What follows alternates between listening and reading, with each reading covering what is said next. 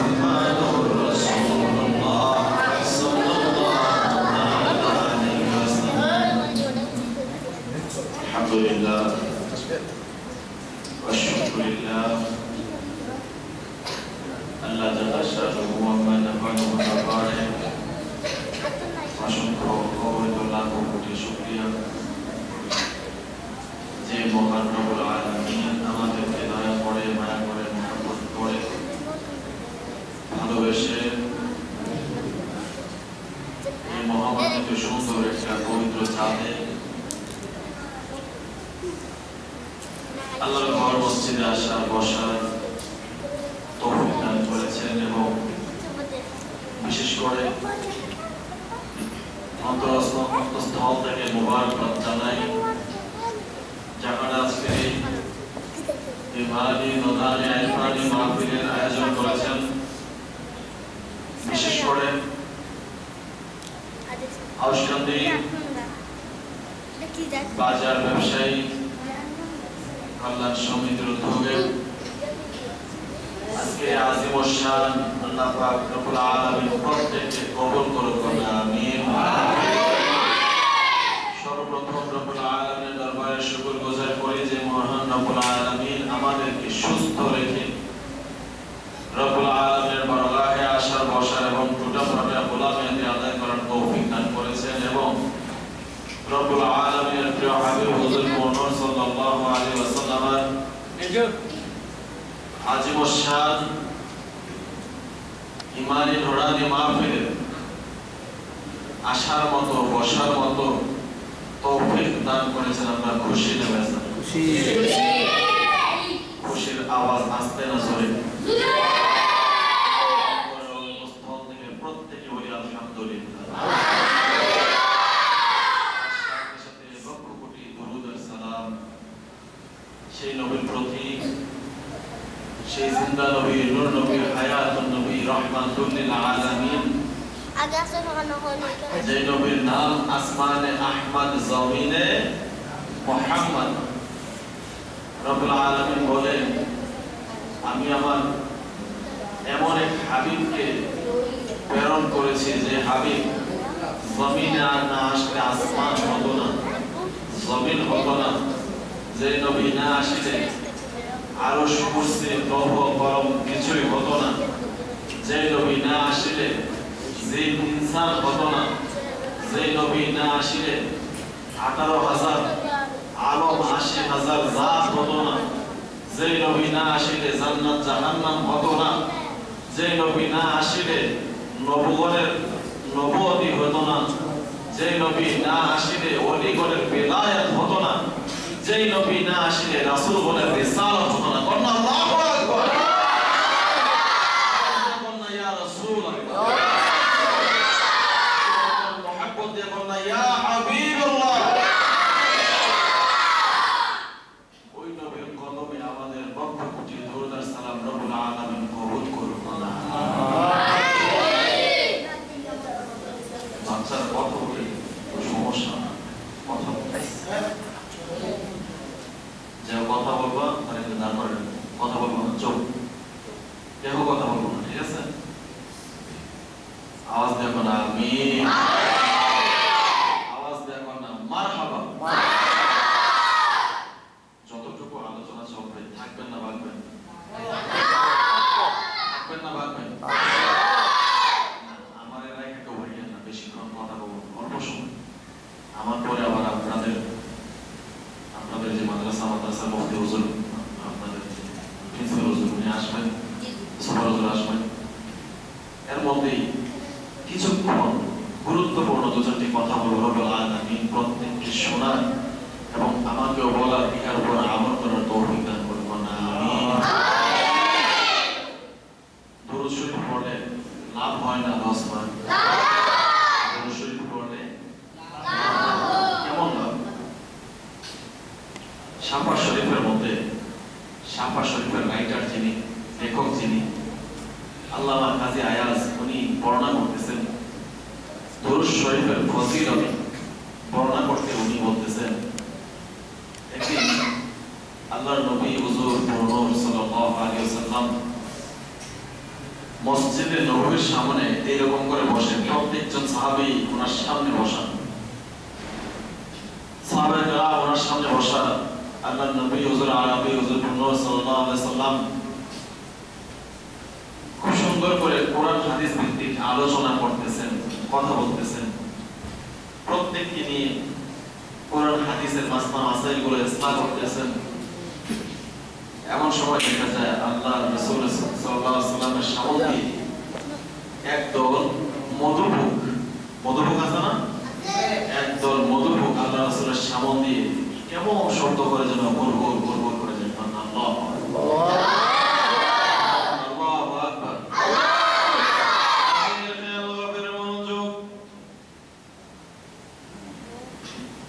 আল্লাহর নবী রাহমাতুল লিল আলামিন মসজিদে নববীর সামনে যখন কোরআন হাদিস ভিত্তিক আলোচনা করতেছেন, এমন সময় দেখা যায় আল্লাহর নবীর সামনে দিয়ে একদল মধুভোগের দল কেমন শব্দ করে যায়। আল্লাহর নবী ওই মধুভোগকে স্মরণ করে ডাকতে, মধুভোগের দল মধুভোগের দল, আমি রাসূল ডাক দিলাম রে, আর কোথাও যাবি না, আমি রাসূলের দরবারে চলে আই। আমার নবী ডাক দিতে দেরি হয়, মধুভোগ আমার নবীর দরবারে আসতে দেরি করে। আপনি আমি ডাক দিলে মধুভোগ আইবনি? আপনি আমি ডাক দিলে মধুভোগ আসবে? বরঞ্চ বাড়াবাড়ি করে কি করবে? নবী কি আমার মতো? মানুষের কথা বলে বুঝি, কথা বোঝে না, বিবেকবান মানুষগুলা কথা বলেন না। নবী কি আমার মতো? আমার মতো কখনই আমার মতো হতে পারে? আল্লাহর নবী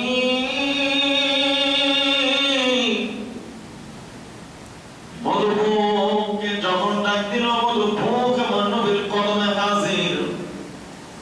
আয়া কায়া রাসূলুল্লাহ, আয়া কায়া হাবিবাল্লাহ, নবী গো, ও নবী রাহমাতুল লিল আলামিন, কিসের জন্য ডাক দিয়েছেন? কি ভুল হয়ে গেছে? কি বেয়াদবি হয়ে গেছে? অজানা সূত্রে বেয়াদবি হয়ে গেছে, রাসূল জানি না। দয়া করে আমাদের ভুল ত্রুটিগুলো মার্জনা করুন। আল্লাহু আকবার। নবী রাহমাতুল লিল আলামিন মধুভোগকে ডাকছি, মধুভোগ, মধুভোগের দল, তোমাদের কোনো ভুল হয় নাই, কোনো বেয়াদবি হয় নাই। আমি রাসূল তোমাদের কাছে একটি জিনিস প্রমাণ স্বরূপ জানার জন্য ডাক দিয়েছি। আমার নবীকে ডাক দিয়ে, ইয়া রাসূলুল্লাহ, ইয়া হাবিবাল্লাহ, নবী গো, ও আমার নবী, আপনি সবকিছু জানেওয়ালা, আপনি সবকিছু বুঝনেওয়ালা।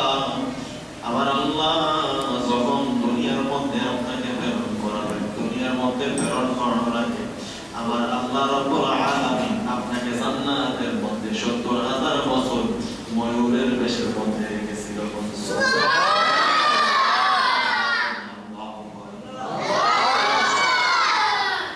ইয়া রাসূলুল্লাহ, ইয়া হাবিবাল্লাহ, আমার নবী, আপনি রাসূল জান্নাতের মধ্যে সাদরাতুল ইয়াকিন নামক গাছের মধ্যে, বড় একটা গাছের মধ্যে, ওই পাতার মধ্যে আপনি ময়ূরের সুরতে ছিলেন।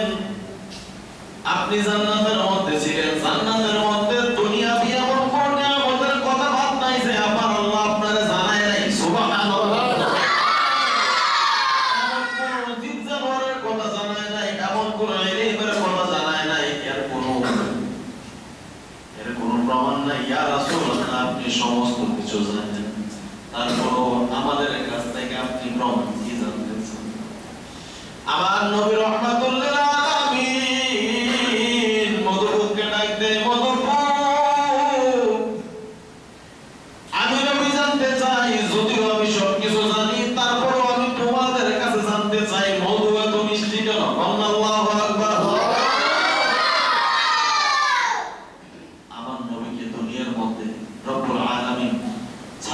হিসেবে পাঠাইছেন না শিক্ষক হিসেবে?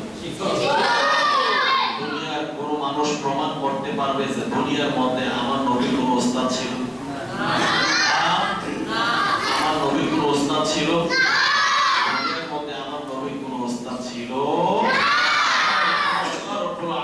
দুনিয়ার মধ্যে বন্ধু হাবিবকে ছাত্র নয় বরং শিক্ষক হিসেবে প্রেরণ করেছেন। তার শিক্ষক হচ্ছে স্বয়ং আল্লাহ।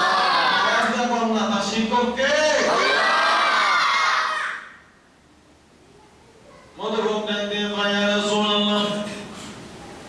আপনি যেহেতু দুনিয়ার মধ্যে প্রমাণ স্বরূপ জানতে চান, কি জানতে চান কোন? আমার নবীর কি কয় মধুর করে আমি রাসূল জানতে চাই মধুর তো মিষ্টি হয় কেন? দেখি তো তোমরা মধুপুরের দল ফুলের মধ্যে যাও, ফুলের মধ্যে বসো, বিভিন্ন রঙের ফুলের মধ্যে বসো, ঠিক কি না?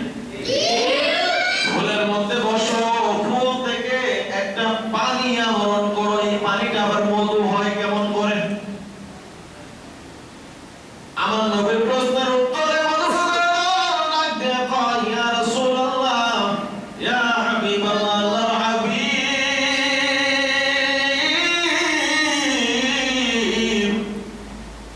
নবী বেয়াদবি মাফ করবেন, যদিও আপনি রাসূল জানেন তারপরও বলতেছি নবী, আমরা 10টা ফুলের মধ্যে যাই, 10টা ফুল থেকে ঘ্রাণ পানি একত্রিত করি, ঘ্রাণ পানিগুলো আহরণ করি, মুখের মধ্যে নেই। প্রত্যেকটা মধুর ঘ্রাণ পানিগুলো মুখের মধ্যে নেই, মুখের মধ্যে লইয়া আমরা ওরে ওরে আবার আমাদের জায়গার মধ্যে চলে আসি, আমাদের বাসস্থানে চলে আসি। আসার পরে একটা পাত্র আছে, এই পাত্রের মধ্যে মুখ থেকে ওই পানিটা আমরা জমায়েত করি, রেখে দেই। মুখ থেকে পানিটা যখন জমায়েত করে দেই, পাত্রের মধ্যে রেখে দেই, তারপরে আমরা ওই পাত্রের উপরে একটা আবরণ সৃষ্টি করি। নবী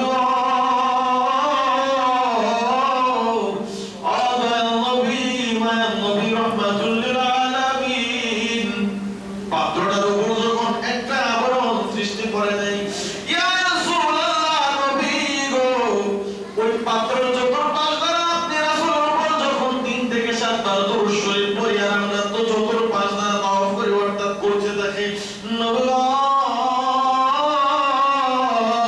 3 থেকে 7 বার দরুদ শরীফ পড়ার কারণে ওই সাদা পানিগুলো মধুতে পরিণত হয়ে যায়।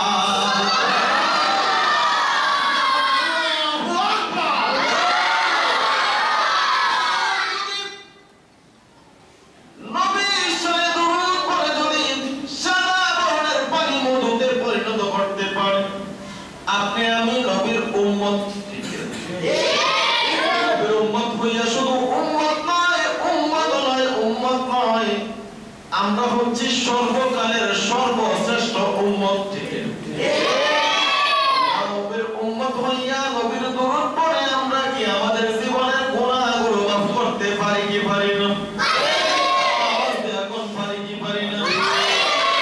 মুহাম্মদ দরুদ শরীফ পড়ুন।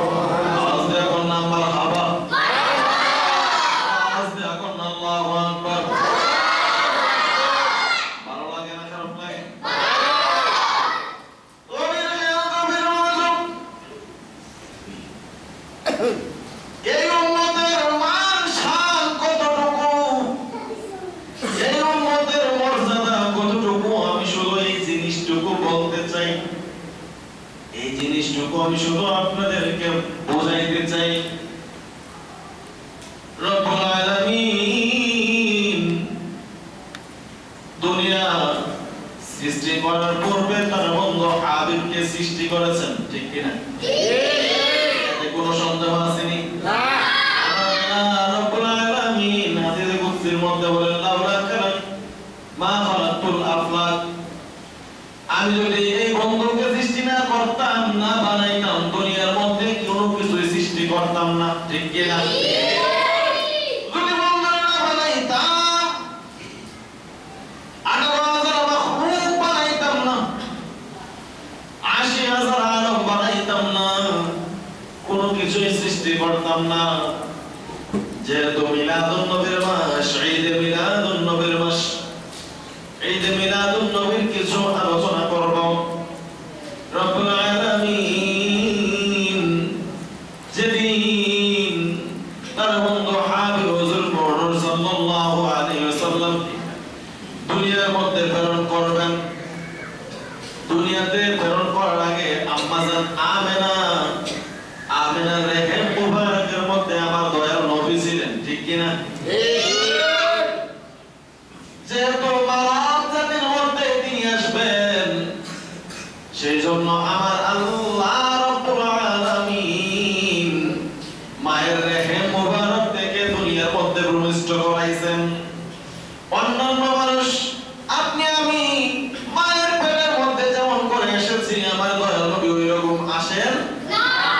আপনি আমি দুনিয়ার মধ্যে যেমন করে প্রবিষ্ট হয়েছি, আপনার নবী আমার নবী রহমাতুল লিল আলামিন ওইভাবে প্রবিষ্ট হন না। কথাগুলো খেয়াল করবেন। আম্মা জানা রেহেম মুবারক যখন আমার রহমাতুল লিল আলামিন যেদিন পেটের মধ্যে চলে আসতেন, পেটের মধ্যে আসার পর আম্মা জান আমেনা যেদিকে হাঁটেন গায়ের মধ্যে সুগন্ধি, গায়ের মধ্যে সুগন্ধি। আম্মা জান আমেনা যেদিকে হাঁটেন ওই দিক দিয়ে সুগন্ধি আর সুগন্ধি বের হয়, কন্যা সুবহানাল্লাহ। সুগন্ধি বের হতে থাকে। আম্মা জান আমেনা কাঁটাযুক্ত কোনো বস্তুর উপর যদি পা রাখে, ওই কাঁটাযুক্ত বস্তুটা ফুলের মতো নরম হয়ে যায়, সুবহানাল্লাহ।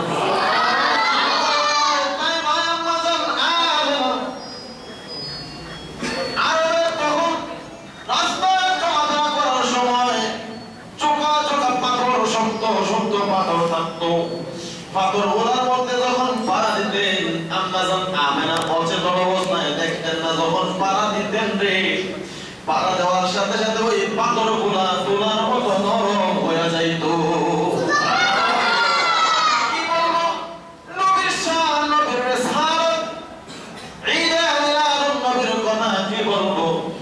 আরে উম্মতে মুহাম্মাদের দল, ও মিল্লাতে ইব্রাহিম, বলতেছিলাম আল্লাহ নবী তো জানার রাসূল সাইয়্যিদুল মুরসালিন খাতামুন নবীন রাহমাতুল লিল আলামিন, যে রাস্তা দিয়ে হাঁটতেন ওই রাস্তার মধ্যে চতুর্পাশ দ্বারা সুগন্ধি বের হয়ে যেত। আম্মা জান আমেনা যখন কুয়ার পাশে যাইত পানি ওঠানোর জন্য, কুয়ার পাশে আম্মা জান আমেনা যাই মাত্র যাইয়া বসতো, কুয়ার পানিগুলা তরগাছ থেকে উঠে উঠে কুয়ার মুখের মধ্যে চলে আসতো।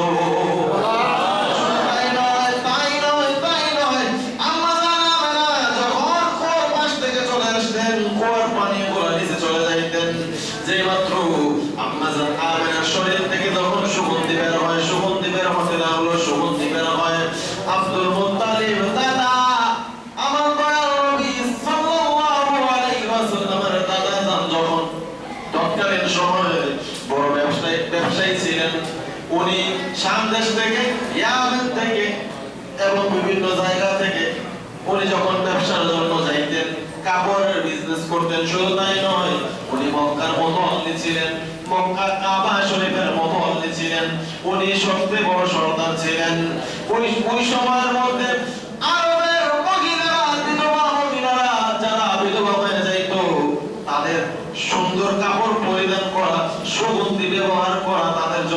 ছিল তাদের জন্য নিয়ম ছিল না সুগন্ধি বের করতে পারতো না, ব্যবহার করতে পারতো না, দামি সুন্দর কাপড়